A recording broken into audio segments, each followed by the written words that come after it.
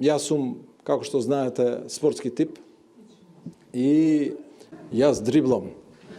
Златна кокошка во рацете на Артан Груби, институцијата која што годишно врти речиси 10 милиони евра, ке се претопи во Министерството за политички систем која го предводи првиот вице-премиер.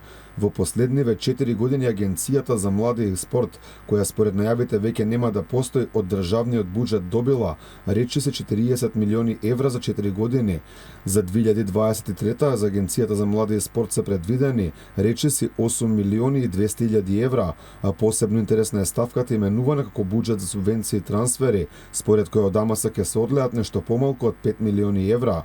Во овој сегмент се ваучерите кои за голем број спортски клубови представуваат единствен начин за преживување. Според финансиите јасно станува зошто ДУИ сакаат и договориле да ја добијат Агенцијата за млади и спорт. Согласно реорганизацијата на органите на државната управа,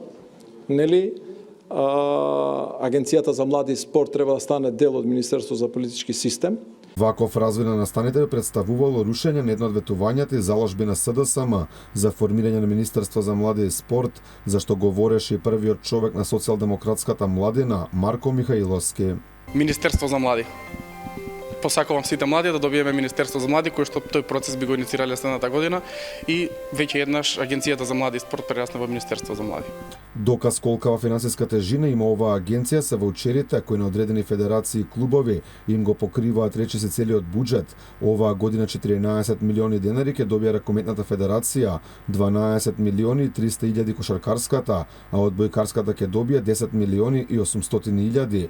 Кога се клубовите во прашање, најмногу ќе се офајди кошаркарскиот клуб МЗТ Скопје, аеродромци ќе добијат 13 милиони денари, Шкендија и Шкупи ќе добијат по 11 милиони и 500 илјади, додека Академија Пандев ќе добија 10 милиони и 500 илјади. Покрај правните субјекти вкусен е колачот кој го добиваат и самите спортисти. За оваа година најбогат ваучер од 500 илјади денари ќе добија сребрениот олимпиец Дејан Георгиевски, 450 илјади ќе добија Оливера Бикова, а 400 илјади Игор Стефановски Иџе.